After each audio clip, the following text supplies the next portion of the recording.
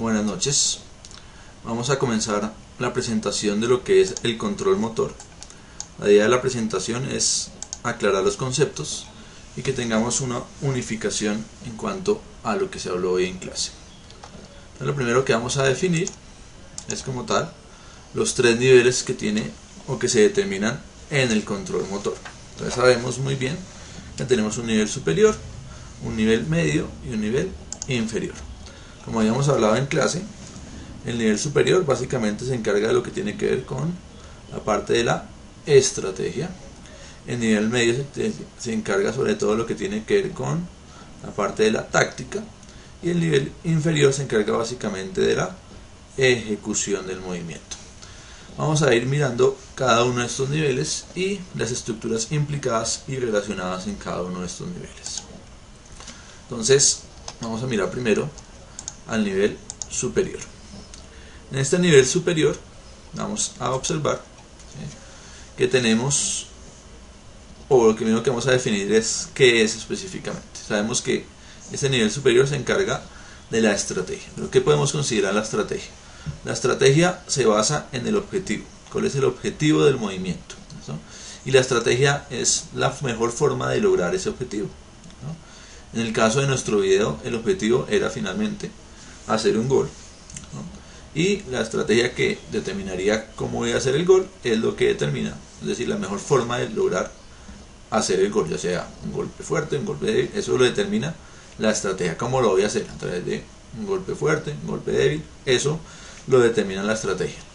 ¿Qué información o quién hace esa información? Lo hacen básicamente estas dos estructuras: las áreas de asociación y lo que se conoce como los núcleos basales. ¿Quiénes son las áreas de asociación? Entonces, en las áreas de asociación tenemos el área 5 y 7, que están ubicadas en el lóbulo parietal, que se encargan de toda la integración de todo lo que tiene con la parte sensitiva, de todos los sentidos, no solamente el tacto, sino teniendo presente también la visión, el gusto, el olfato. Toda esta información va a llegar a la parte motora. Y la otra área de asociación importante, o que tiene que ver con esto, es lo que se conoce como la corteza premotora, ¿sí? Que va a tener también una función importante porque recibe toda esta información y también tiene información, por ejemplo, del cerebelo, que le ha mandado información basado también en experiencias anteriores y en acomodaciones que ha hecho él a medida de que recibió información. ¿Bien? Y los núcleos basales, que son unas estructuras que están en la base del encéfalo, que básicamente hablamos de, digamos, de unas estructuras que son el núcleo caudado, ¿sí? Hablamos del putamen, hablamos del globo pálido,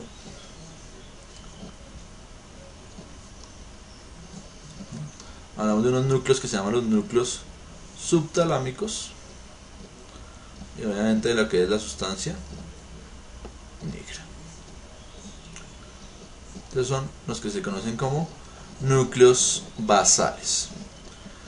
¿Cómo hacen estas estructuras para controlar el movimiento? Entonces, las áreas de asociación, como hemos dicho, reciben información de los sentidos, de propiocepción y ubicación espacial para determinar y saber exactamente cuál es la mejor forma, nuevamente, de lograr ese objetivo basado en toda esta información. Los ganglios basales tienen una interacción, como lo van a ver seguramente en la clase de mañana, con la corteza, con las partes corticales, determinando la mejor estrategia, pero basado en ¿qué? En las experiencias previas que haya tenido la persona. Eso es de donde él saca la información. Es decir, los ganglios basales, como ustedes van a ver mañana, tienen una interacción constante, tanto enviando información como recibiendo información de la corteza, y eso finalmente determina, a través de la experiencia que se tenga, cuál va a ser la mejor estrategia para lograr ese objetivo. ¿Bien? Tenemos luego el siguiente nivel, que es el nivel intermedio o medio, que se encarga básicamente de la parte táctica. ¿Qué es la táctica? Es la información donde se toma la decisión de cuál es la mejor táctica. O sea, en cuanto si es un disparo fuerte, un disparo suave, un pase, un globo, etc. Es decir, ya teniendo toda la información, todo el contexto, va a determinar exactamente cuál es el movimiento que se va a ejecutar y cómo va a ser ese movimiento. y eso lo determina dependiendo de todo el entorno que ya tenía y que venía de toda la parte de la estrategia. ¿Quién lo hace? Lo hace el área motora ya directamente y el cerebelo. ¿Cómo lo hacen estas dos estructuras? Van a mandar información a través de diferentes vías para controlar, uno, al tallo cerebral y a la médula espinal, que como vamos a ver después son los encargados de la ejecución. ¿Para qué? Para que mantengan la postura, el elongamiento muscular y la tensión apropiada para el movimiento. Estas vías por las cuales estas dos estructuras controlan básicamente, pero hemos hablado que el cerebelo estaba retroalimentando constantemente a la parte premotora.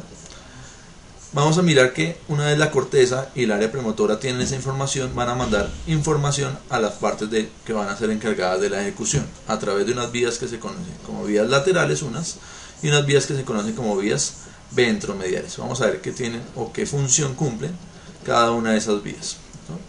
Las vías laterales son o están encargadas básicamente del movimiento voluntario de los grupos musculares distales y están bajo el control directo de la corteza.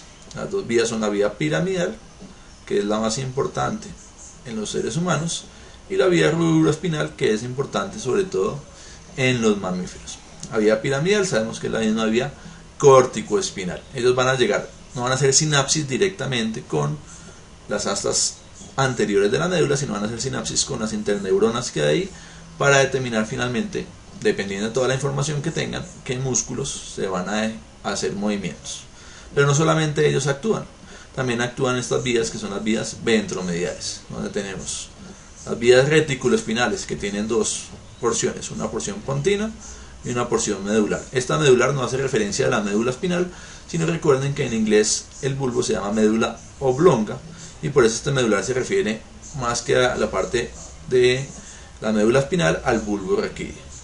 Las pontinas tienen que ver con reflejos antigravitatorios, que básicamente hacen extensión de los miembros inferiores para precisamente controlar o hacer antagonismo a la gravedad. Mientras que la parte medular es una respuesta opuesta, es decir, libera los músculos antigravitatorios. Debe haber una relación, ¿sí?, dependiendo del movimiento entre estos dos sistemas para que finalmente la persona logre adoptar una posición adecuada y evite precisamente caerse.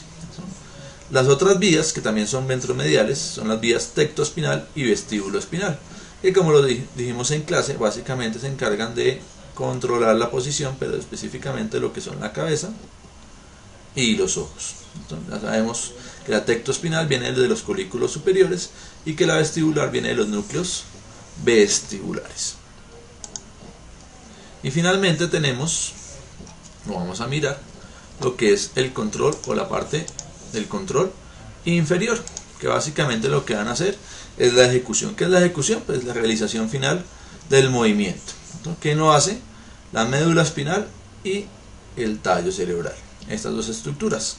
¿Cómo lo hacen? Con la información de las vías que acabamos de ver, regulan la contracción y relajación de los diferentes grupos musculares para ejecutar adecuadamente el movimiento. Es decir, casi que no podríamos diferenciar estas tres cosas, ocurren de manera casi simultánea, pero digamos que cada una tiene su estructura específica de cómo lo hace.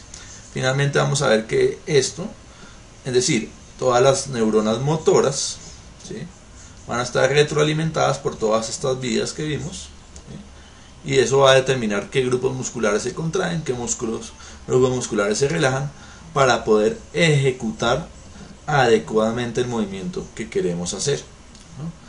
Y por eso vamos a ver que en la médula y en el tallo tenemos neuronas encargadas, y sobre todo las del tallo, como vimos en la parte reticular, tienen que ver sobre todo con el mantenimiento de la postura, mientras que la parte medular tiene que ver ya con la ejecución como tal del movimiento, ¿no? Espero que les haya quedado un poco más claro el concepto. De todas formas, quedo pendiente de cualquier duda que puedan tener.